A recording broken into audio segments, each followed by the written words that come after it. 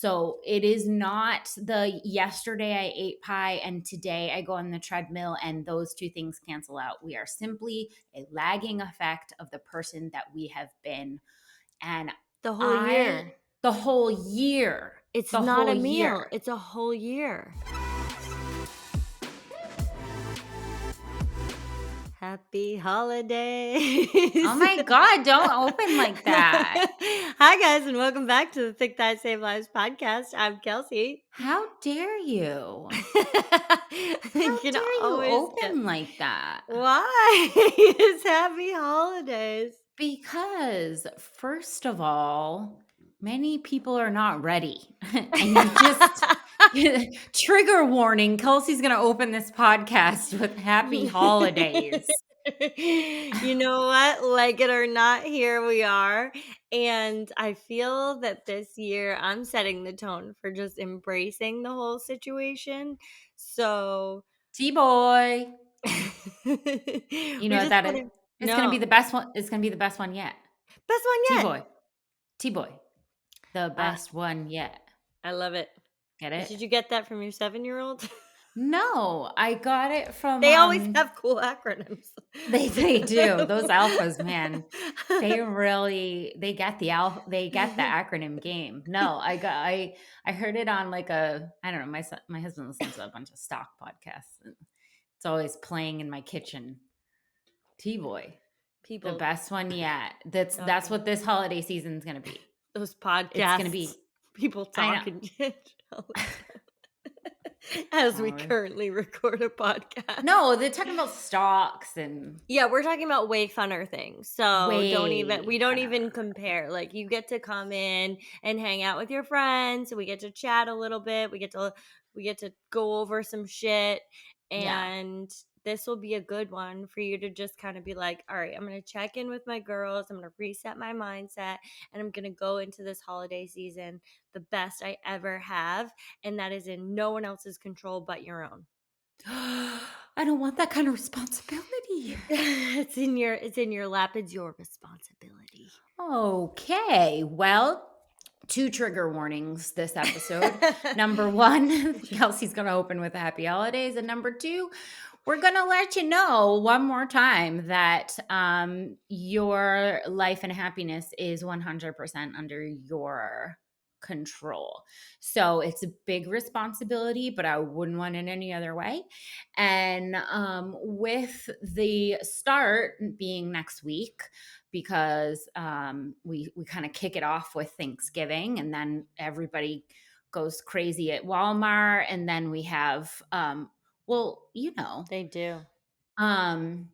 I feel like online has definitely helped that, but there's still some people that like that in-person insanity. I don't know why. Um, I'm just gonna go on record with this. I Now, I am known as a person who doesn't go to stores. I don't like going to stores. I don't like trying things on. I don't like that whole experience. I can do I can have the more options from my couch and have it just show up at my house. I don't need that kind of stress in my life. I mean, I'm I with you. don't do stores. I saw someone say like, "Hey, I think we have enough big screens TVs. So if we could just have the grocery stores have the Black Friday, and we could just go like supermarket sweep and just like have a lot True. of like I would throw down for organic veggies at a I discount was price. gonna say I would organic all under $1. I'm like, I'm actually a store person again. all of a sudden, me and my sweatshirt are sprinting into Trader Joe's. Oh, that playlist. Did you ever notice that like Yes. the best Trader playlist? Joe's does have like such a good It playlist. I was thinking slaps. it slaps. Should they like I left last time with Faith Hill was I'm like, why don't I listen to Faith Hill more often? Right? I leave and then I end up I'm inspired in the car on the way home with all new Yeah. playlists because it's like Trader Joe's slaps. Okay. Um anyway, Thanksgiving is next week. We know historically that this can be a rough time of year for people for a number of reasons. First of all, the holidays can bring some feelings of loss and sadness for people who you don't have anymore. The holidays can bring stress and anxiety from people that you Do have still? it Isn't it such a weird conundrum that you sit in the middle is. there? It's Because you're like like those people never seem to get what they deserve. And then we have this whole weird thing with diet culture and shame and what are you going to eat and how are you going to work it off, and all of these things are And how all are you gonna show the colliding. people that you love them? Is it spending so much time in the kitchen making them things, not spending any actual time with them? How do we show our love and appreciation? Do we buy gifts? Like, there's so much layered onto the holiday season that I just wanna say, like, throwing out empathy for whatever spot you feel you're in. But I also challenge you to kind of recreate that for yourself and decide what is valuable to you, what you consider to be valuable, and where you want to spend your time. Because I think a lot of times around the holidays, we fall into a system of kind of like what we have done in the past is how we have to do everything in the future. And that's definitely how, traditions, and that's what the holidays is kind of like about. But I really challenge you to decide what you want that to look like for you, because a lot of people fall into this miserable um kind of like revolving door around tradition, trying to fit into something that doesn't fit for them. Like, it doesn't work for them. It doesn't bring them happiness or joy, and none of the things that are actually you'd actually like to achieve during the holidays are actually achieved. Like, maybe your parents have had made these elaborate meals and like done all these things, and it's like that I don't find joy in that. I don't like to do that. I miss out on my people. You don't have to just become the casserole maker. Order takeout. You like Let's I want normalize you ordering takeout. I want you to decide, like, but some people are like, you know what? I really express love through making things for people and watching them eat it and enjoy it. I'm here for that too. That's not Cool. me Make a personally. casserole. Make your casserole, but let's just stop projecting our own like decisions of how we would like it to go for the holidays or how it's been in the future and projecting it on to everybody else, because that's only set up for failure. I don't see why the holidays can't be hacked. I don't see why it Hacking it. has to be stressful, overindulgent, and how I always hear it talked about is it's sort of this like purgatory. It's a waiting. It's Yeah. after the holidays. Yeah. Da, da, da, da, da, da. Like there's a million things that people insert there. I'm gonna clean up my eating. I'm gonna start my new book. I'm gonna do all the things that I've been wanting to do and I know would improve my life right after the holidays. So it's like this weird waiting purgatory of like, but now I'm just gonna sort of go off the deep end and do things that don't make me feel good and don't make me feel And don't allow me uh to practice for the person that I'd like to be in the future. and then super shameful when I Yes. go to start all those things because I've been really bad and I really haven't done anything that aligned with my goals for like the last 34 days. What is it? It says between, you put it somewhere in here. Between Between Thanksgiving and the New Year, you have 34 days. So that is a ton of time, because we kind of typically we consolidate the holidays into this just like madness, like whirlwind of like, it's just I'm putting in like air bunnies, it's just like the holidays, and like November starts and then January 1st. And we tend to skip over the fact that there is a ton of time in between there. And that time is either practiced being building up shame for the new year, or building towards the person that you'd like to be. And what I really want to do during this episode is empower you to, so three things. One, we're going to do some Thanksgiving clapbacks because you guys have really loved that in the past, but we're going to do it next week. So make sure you tune in. And these are just going to be all fun 15 minutes of like, let's giggle. And number 2, tips on how to not feel like shit during the holiday season. Physically, mentally, emotionally, with your people. We have to tackle all 3 of these, and like you are not going to feel like shit during this holiday season, and we're making that decision now. Number 3, we're going to talk about eliminating toxic language that's running rampant around the holidays. This might be deflecting from others, correcting your own, or how you even receive some of those comments from others, because we are not in control of what comes out of other people's mouths, but you are in 100% control on how you react to it. So I'd really like us to take ownership for some of those reactions, because people say things that irritate your demons. Number 1 is noticing that it is your demon that's being irritated right now, and adjusting how you might answer or how you might feel about the comment that's made, because you don't have control over the comments. And I don't want to see us dreading spending time with some of these people, because we know that some of those comments are going to be made. We're going to leave feeling shameful. We're going to stir up some of the language that's so toxic in diet culture, not only with what you are consuming, but how that relates to your physical appearance, how that relates to your workouts. All of those things are just like a buildup of shame that then just explodes on the new year. And then we go too hard, we fall off in 2 weeks. That's not going to be you this year. I love preventative care. Me too. And I think that this is great preventative care because we know that this is a very typical pattern during this time. And I love how to not feel like shit during the holidays. And I love even more eliminating some of that toxic language.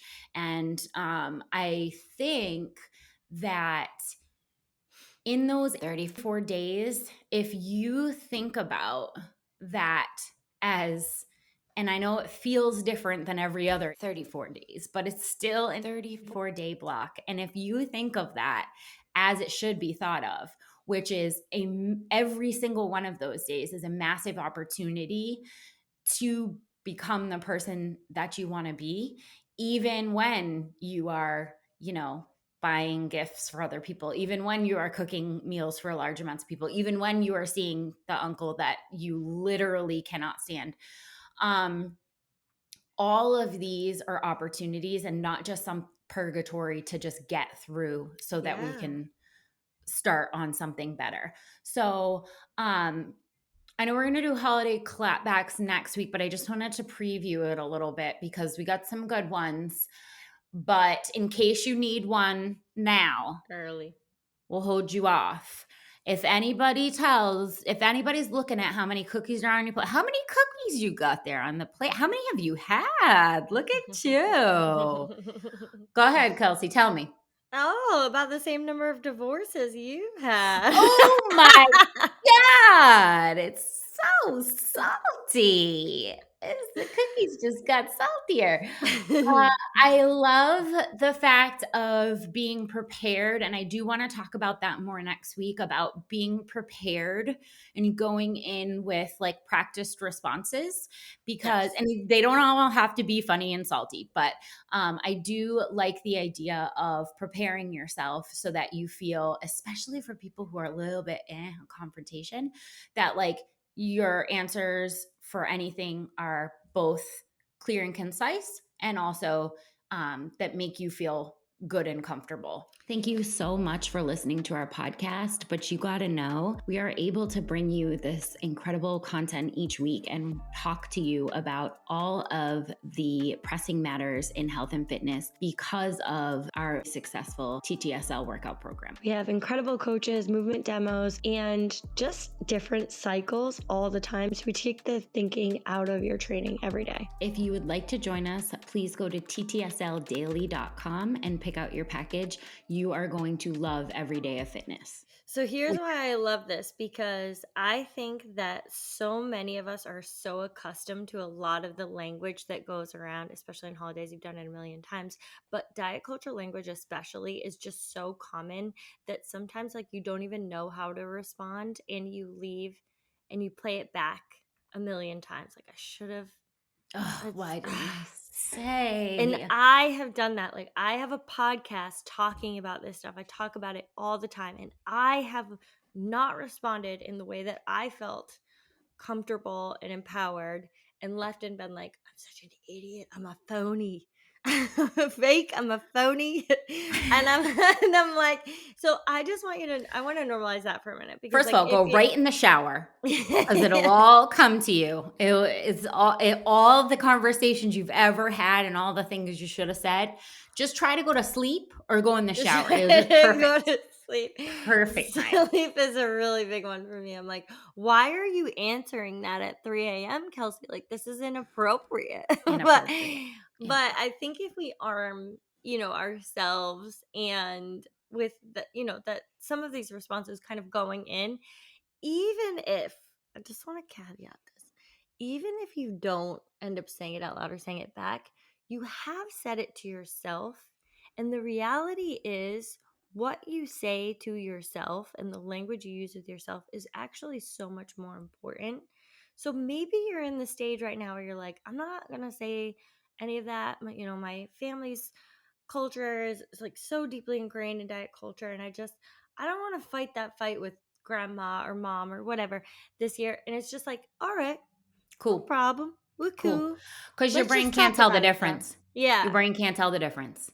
Whether or not it's a imagined experience or a real experience, your brain doesn't know the difference. So if you practice it in your brain of like, these are the things that I'm going to say to combat diet culture, whether or not you really follow through on them or just think about following through on them, same thing.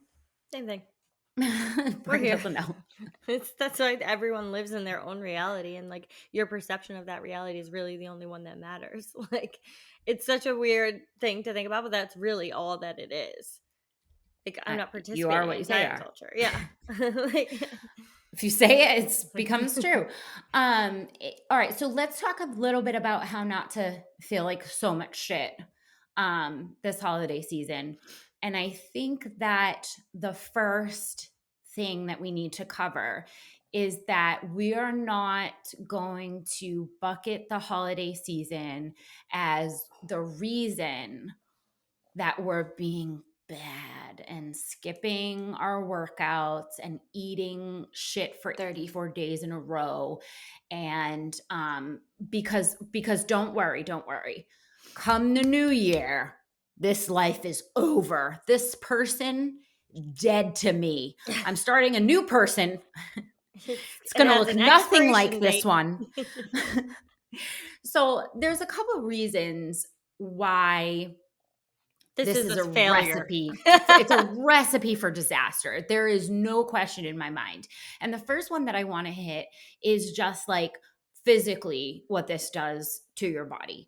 When you kind of cut off all movement for 34 days, you eat in a way that is not supportive of health or nutrition, in like, how we eat, right? Like, way overindulging. Your body is just going to show so many physical signs from this because your body loves stability. That's what it wants. Essentially, it's looking for balance. And your hormones, your digestive system, your respiratory, your muscle systems, all of these work in harmony to restore your balance and retain it. And if you shock it with high amounts of sugar, and then come January 1st, you completely deprive it of all sugar, it's going to send all of these systems into a tailspin, which is half Haywire. of the reason why in January so many people fall off. People are like, oh, it's a willpower thing. No, it's a literal physical response from your body that is like, no, thank you, sir. We're in big trouble here because we've overloaded it with sugar. and excess and no movement. And then all of a sudden, we've taken all of the sugar and excess calories away and added an immense amount of movement. And we're confused at why this is Why your so body's not responding? stressful. Yeah, and why your body is responding in a negative way, because your body is so stressed out from those two extremes that we're not even going to be able to see the progress we want to see in January. So physically, that's my ploy for don't do that shit. Do you want the mentally? Yes. That's where you live. That's where you specialize. And I'm here Well, for it. they just work so closely together, because if mentally we just go into this tailspin of, I've given up until this date. This puts so much buildup of shame and pressure to this start date that ultimately is going to be a failure. Because when you go to that start date, your body is ill prepared, first of all. Your nutrition is ill prepared. So every workout is much harder and is like your body is not recovering very well. So that leads to what a piece of shit I've been this entire time. This negative language around movement, this negative language around the person that you were yesterday, all of the things you are consuming. What does all that negativity and shame lead to? For a lot of us, you're saying binge eating. You're going right to the things that will give you a quick dopamine hit that you've used in the past that will show up in the future because you have practiced this behavior. And this is something we really, really have to look at, because this whole idea of like, I will just wait until this future self that I'm not practicing to be is so much better than me.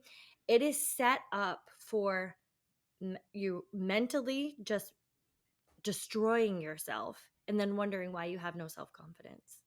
And then physically, the inability to respond. Both of those things are so problematic going into the new year that I can't tell you enough how important it is to start now, and don't start from a place of like shame and like, if I'm not perfect until the new year, then I've failed, Kelsey and Rachel. Like, that's not it either, because perfection is not the goal. Consistency is. So consistency over the next 34 days, or from now, if you're listening to this, the week before Thanksgiving, the consistency is really the goal. Now, that is taking into account that family is important to you, friends are important to you. Maybe you see people that you haven't seen in a long time during this during this season. You're a little bit busier, so maybe your workouts look a little bit different. They are not to be perfect. They are to be consistent. The same thing with your nutrition. You are not going to stop having any of the desserts that make you feel good around this time of year, or going to some of the parties, but you're also not going to stop drinking water and stop getting in protein and stop moving. Like, we have to come to the middle here. We have to come to this middle spot where you're still getting in movement, on a daily basis, on a weekly basis. You're still getting in proper amounts of water. Your nutrition is still good, while you're also enjoying the things in life that you'd like to enjoy. These two things can happen. It's not mutually exclusive.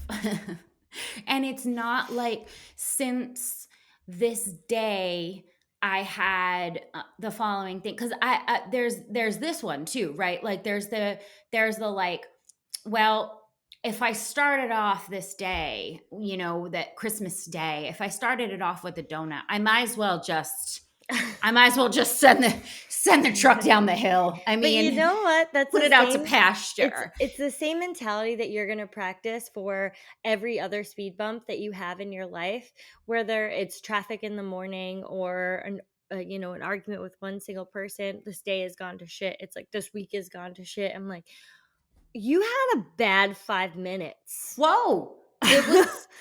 Is it turned into a 24-hour? Like, are we okay? Like, well, I mean, it's really, really important perspective wise to keep in mind that when these treats, indulgences, I don't know, whatever you want to call them, that green bean casserole that your mom makes, that is the greatest thing and is just like absolute cream and butter nightmare, like no one's arteries could possibly survive. That is okay, and that is still What? a part of our holiday tradition. And But wouldn't it taste better without the shame? ooh, I I love green really bean love it. casserole without a side of shame. It Like tastes that, better that way. it tastes so good. But also, it doesn't have anything to do with your workout the next day. And I just want to hit that real quick because Because we that's in our, like, for the people who have consistent movement, that's where you come in and you are toxic too. okay. So not only is completely falling off the wagon, I have that in quotes, for 34 days, not gonna cut it, right, guys? But also the people who are very consistent with their movement during the holiday season for the reason of burning up. This starts around Halloween because we It see does. it the day after Halloween of like how many burpees for all the candy that you ate, and it goes right through all the way through to the new year, which is this mentality of that we owe exercise because of our indulgences. We have to punish ourselves with burpees to correct all of the lack of willpower we had at the dinner table. And we aren't doing that. Exercise is not a punishment for the food that you are going to consume. That is just something that I would like you to repeat to yourself over and over. That's not how we're using exercise, because as soon as you insert that, food becomes shame and not fuel. And it's such a hard place to live, because like we're into extremes, right? We're like, the workout crowd kind of is in this like, whoa, how many burpees are we gonna do, and like we're gonna we're gonna work that off. And it's like, I'm not here to work anything off. I'm here, and Except my and shame that's not and how my it works. anxiety. Yeah, except my shame and my anxiety. But also, like, that's not how it works. Like, you don't get to have your pie and then say, like, tomorrow at this workout. Okay, so I'd like you to access pie. Find Um, that. find that wherever that went in my body, I'm and we're sure gonna it's my butt. please. So that's gonna be tomorrow's. I'm gonna bucket that over here, and I'm gonna work that off in tomorrow's. But that's not how it works. That's not how any exercise. That's not how fitness works. That's literally impossible. So let's let go of that. That's in one piece of pie, one whole, you eat the whole thing. I don't give a shit. That's that's not going to cancel out or even be a top contributor to a consistent lifestyle. The I don't want to see how many calories you have to burn on the treadmill in order to address the piece of pie you had yesterday, because those two things do not combine. You cannot do it like that. That is not what we're doing. you We cannot do it like that. today are a lagging effect of what we have done.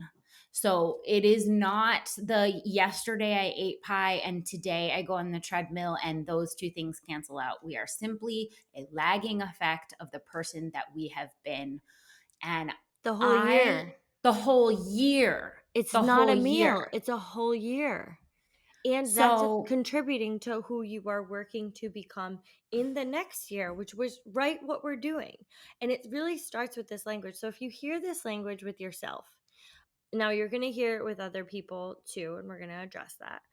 But what I want to start with is yourself, because that's obviously the most important thing. It's really important that you don't use the "I'm going to burn off this tomorrow" as a meaning for justification for whatever it is that you're going to consume that day. It's really important that you don't use the like, well, I will spend this much time on the treadmill and I'll be allowed to have any of that. Allowed. What a weird thing.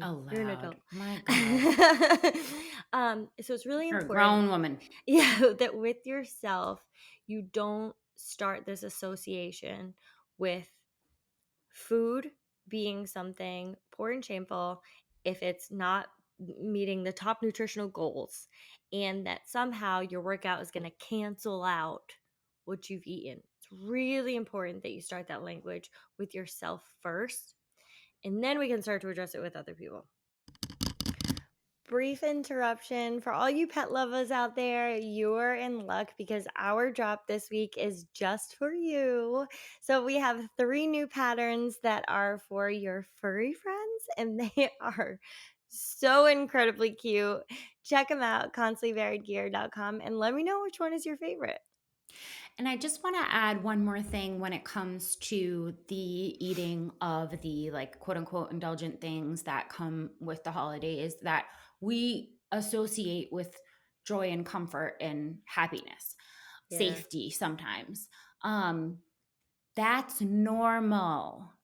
It is normal to eat your grandma's casserole and have a feeling of safety, warmth, family. Those are It's healthy.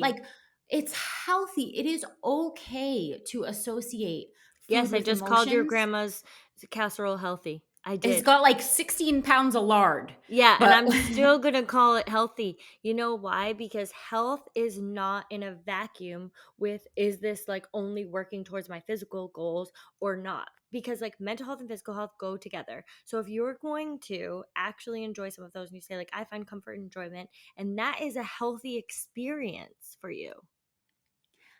we love that. We For love you. that. We love that. And it's not weird and it's not unhealthy. And honestly, it's impossible to avoid. There is multiple studies out there saying that like if you are saying that my goal is to never equate food with any emotion, that like you're fighting a losing battle. But here's the thing. If you go into that food with the mindset of I really shouldn't. But you're gonna. You are so much more likely to not eat mindfully and then to overeat it.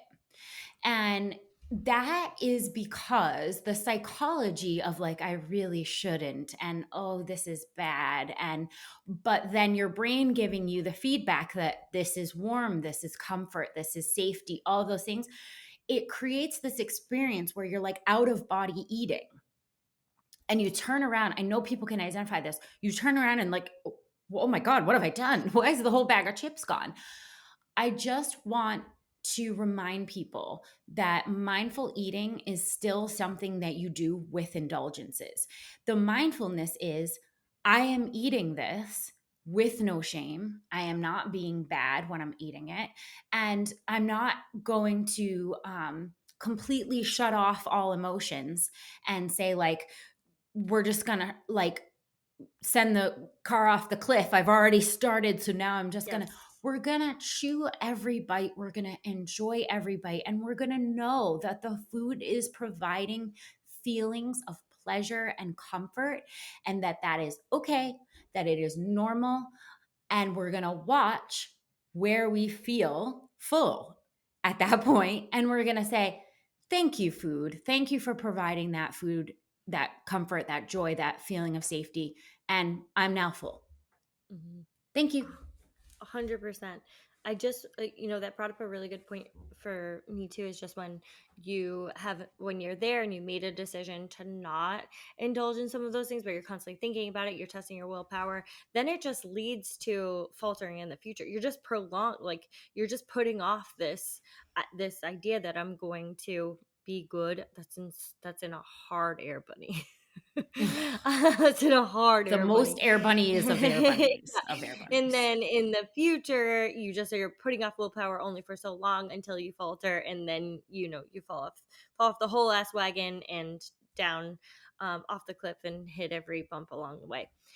So what I want And the you to wagon's do, on fire. and the wagon's on fire. We're not doing that. We're not doing either of those things. What I want you to recognize overall, if you take one thing from kind of looking at both of our workouts, how we're talking about food, is that food is fuel and food is also for enjoyment. Both of those things are a combination of those things is how I can live my life and eat and feel good and well overall. It is not completely restrictive, and it is not falling off the whole ass wagon of like, not, well, now I ate this so I don't move until the New Year's. Like, Whoa. we're It was one thing. It was a green like, bean casserole, sis. This isn't a reason to throw out your life. My you want to make lord. sure that in order to feel good, you're still consuming plenty of water and not just like overdoing on the alcohol.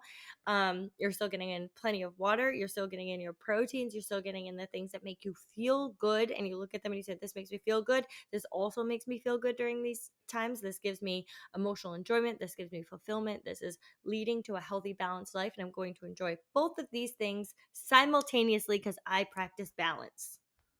Because I am a human being that can experience things simultaneously and all My at goodness. once. And they don't just happen in their individual vacuums of, I'm only this one faceted human being. If you would like help on the workout side of things, I can't stress enough how much help it is when your workouts are planned for you during this time of year, because we all know that we're pressed for time, and it makes it so much easier to have a session pre-done for you. And TTSL has that in mind with our dumbbells in December session. We are running a cycle for all of December that you only need a pair of dumbbells. All these workouts can be done from home.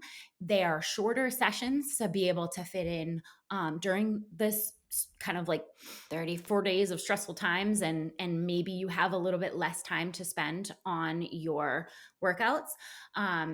I really would encourage you to, it's not January 1st. It's just No. not. It's right now, today, 25 air squats. Like, it's always right now.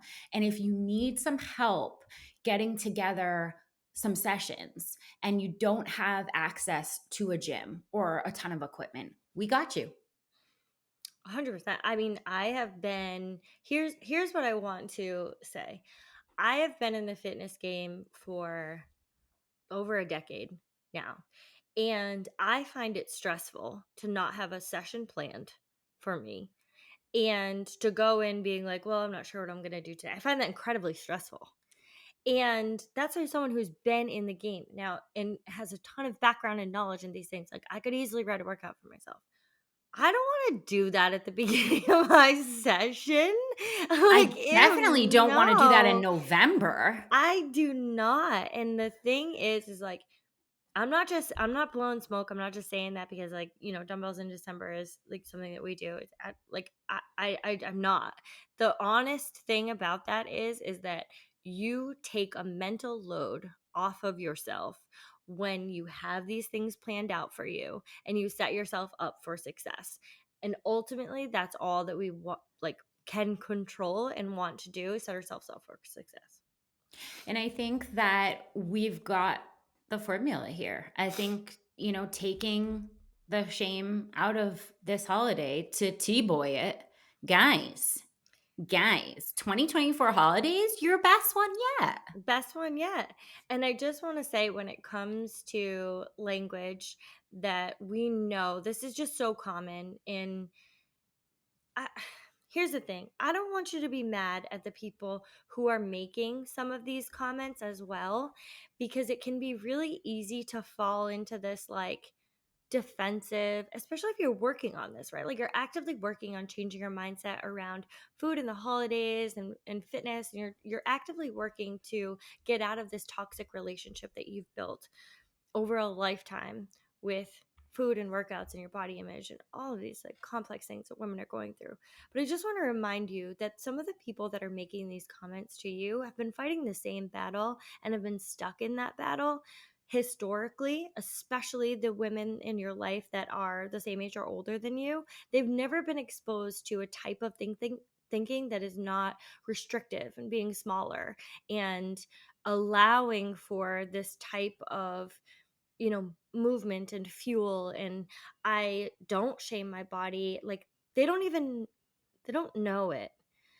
And when you really step back and think about that, you're less offended by the comments that they're making and show a bit more compassion to them. That doesn't mean you have to take them. That doesn't mean you just have to be like, well, I can't say anything. That's not what I'm saying.